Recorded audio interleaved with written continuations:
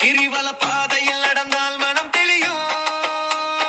இறை நினைவோடு சுற்றுப்பாதை உள்ளத்தை புனிதமாக்கும். கவலைகள் கரையும், கண்ணீரும் நின்றுவிடும், உடலும் உள்ளமும் ஒரு சேர நலமடையும். நம்பிக்கை விதையாய் விதைந்து வாழ்க்கை மலரச் செய்யும்.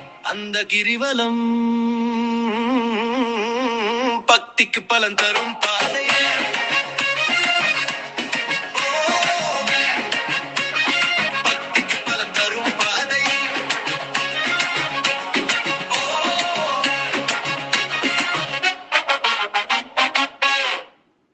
தேவன் குறிச்சி கிரிவல பாதையில் நடந்தால் மனம் தெளியும்.